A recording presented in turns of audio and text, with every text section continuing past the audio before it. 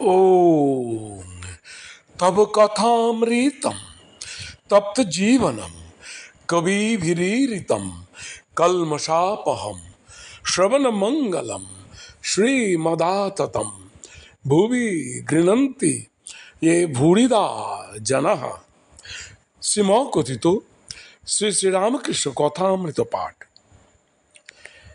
দক্ষিণেশ্বরে শ্রীরামকৃষ্ণ ভক্ত সঙ্গে নবম পরিচ্ছেদ। শ্রী রাখাল, লাটু, জনাইয়ের মুকুজ্জে প্রভৃতি ভক্ত সঙ্গে। ঠাকুর শ্রীরামকৃষ্ণ মণির সঙ্গে পশ্চিমের গোল বারান্দায় বসিয়া আছেন। সম্মুখে দক্ষিণ বাহিনী ভাগীরথী, কাছেই করবী, বেল, জুঁই, গোলাপ, কৃষ্ণচূড়া প্রভৃতি নানা কুসুম বিভূষিত পুষ্প বৃক্ষ। বেলা 10টা হইবে। আজ রবিবার, অগ্রহায়ণ কৃষ্ণা দ্বিতীয়া, 16ই ডিসেম্বর 1883 খ্রিস্টাব্দ। ঠাকুর মণিকে দেখিতেছেন ও গান গাইতেছেন। তরিতে হবে মা তারা, হয়েছি শরণাগত, হইয়া রয়েছি যেন পিঞ্জরের পাখির মতো। অসংখ্য অপরাধী আমি, জ্ঞান শূন্য মিছে ভ্রমী, মায়াতে মোহিত হয়ে বৎসহারা গাভীর মতো। রাম চিন্তা, সীতার ন্যায় ব্যাকুলতা। কেন পিঞ্জরের পাখির মতো হতে যাব কেন? হ্যাক থু। কথা কইতে কইতে ভাবাবিষ্ট, শরীর মন সব স্থির ও চক্ষে ধারা। কিয়ৎক্ষণ পরে বলিতেছেন, মা সীতার মতো করে দাও।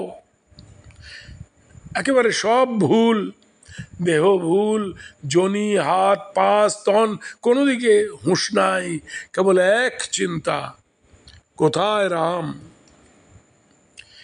কিরূপ ব্যাকুল হলে ঈশ্বর লাভ হয়? মণিকে এইটি শিখাইবার জন্যই কি ঠাকুরের সীতার উদ্দীপন হলো? সীতা রামময় জীবিতা। রাম চিন্তা করে উন্মাদিনী। দেহ যে এমন প্রিয় তাহাও ভুলে গেছেন। বেলা 4টা বাজিয়াছে। ঠাকুর শ্রীরামকৃষ্ণ ভক্ত সঙ্গে সেই ঘরে বসিয়া আছেন। জনাইয়ের মুকুজ্জে বাবু একজন আসিয়াছেন। তিনি শ্রীযুক্ত প্রাণকৃষ্ণের জ্ঞাতি। তাঁর সঙ্গে একটি শাস্ত্রজ্ঞ ব্রাহ্মণ বন্ধু। মণি, রাখাল, লাটু, হরিশ, যোগিন প্রভৃতি ভক্তেরাও আছেন। যোগিন দক্ষিণেশ্বরের সাবর্ণ চৌধুরীদের ছেলে। তিনি আজকাল প্রায় প্রত্যহ বৈকালে ঠাকুরকে দর্শন করিতে আসেন ও রাত্রে চলিয়া যান।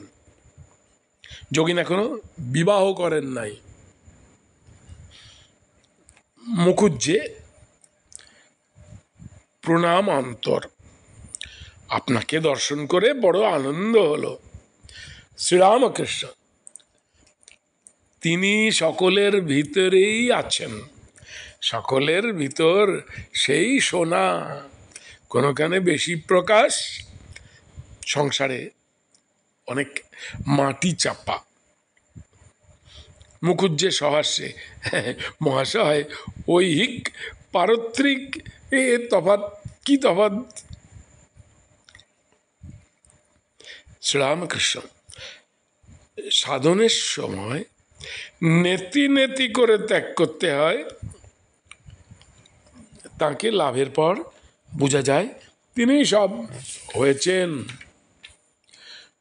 যখন রামচন্দ্রের বৈরাগ্য হলো, দশরথ বড় ভাবিত হয়ে বশিষ্ঠ দেবের শরণাগত হলেন যাতে রাম সংসার ত্যাগ না করেন। বশিষ্ঠ রামচন্দ্রের কাছে গিয়ে দেখেন তিনি বিমনা হয়ে বসে আছেন, অন্তরে তীব্র বৈরাগ্য। বশিষ্ঠ বললেন, রাম, তুমি সংসার ত্যাগ করবে কেন? সংসার কি তিনি ছাড়া, অর্থাৎ ঈশ্বর ছাড়া? সংসার কি তিনি ছাড়া? আমার সঙ্গে বিচার করো।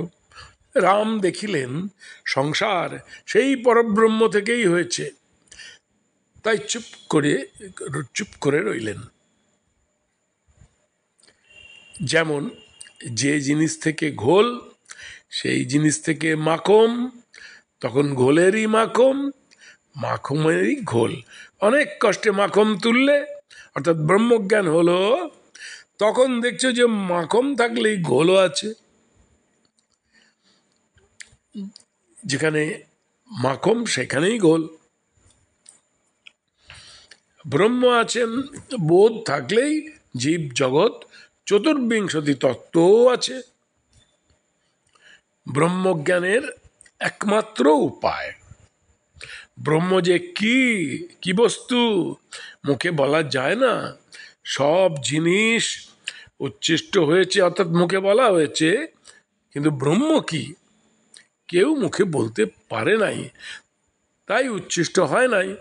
এই কথাটি বিদ্যাসাগরকে বলেছিলাম, বিদ্যাসাগর শুনে ভারী খুশি। বিষয় বুদ্ধির লেশ থাকলে এই ব্রহ্মজ্ঞান হয় না। কামিনী কাঞ্চন মনে আদৌ থাকবে না, তবে হবে। গিরিরাজকে পার্বতী বললেন, বাবা, ব্রহ্মজ্ঞান যদি চাও তাহলে সাধুসঙ্গ করো। ঠাকুর কি বলছেন, সংসারী লোকে বা সন্ন্যাসী যদি কামিনী কাঞ্চন নিয়ে থাকে তাহলে ব্রহ্মজ্ঞান হয় না। যোগভ্রষ্ট ব্রহ্মজ্ঞানের পর সংসার। শ্রীরামকৃষ্ণ আবার মুকুজ্জকে সম্বোধন করে বলছেন, তোমাদের ধন ঐশ্বর্য আছে অথচ ঈশ্বরকে ডাকছো, এ খুব ভালো। গীতায় আছে যারা যোগভ্রষ্ট তারাই ভক্ত হয়ে ধনীর ঘরে জন্মায়। মুকুজ্জে বন্ধুর প্রতি সহাস্যে, শুচিনাং শ্রীমতাং গেহে যোগভ্রষ্টভি জায়তে। শ্রীরামকৃষ্ণ তিনি মনে করলে জ্ঞানীকে সংসারেও রাখতে পারেন। তাঁর ইচ্ছাতে জীবজগৎ হয়েছে, তিনি ইচ্ছাময়। মুকুজ্জে সহাস্যে, তাঁর আবার ইচ্ছা কি? তাঁর কি কিছু অভাব আছে? শ্রীরামকৃষ্ণ সহাস্যে, তাতেই বা দোষ কি? জল স্থির থাকলেও জল, তরঙ্গ হলেও জল। আজ নবম পরিচ্ছেদের এই পর্যন্ত পাঠ করলাম, বাকি অংশটি আগামীকাল পাঠ করা যাবে। নমস্কার। ওং নিরঞ্জনং নিত্যম অনন্ত রূপম ভক্তানুকম্পা ধৃত বিগ্রহং পৈ ঈশাবতারম পরমেশমিড্ঢম তং রামকৃষ্ণং শিরসা নমামः।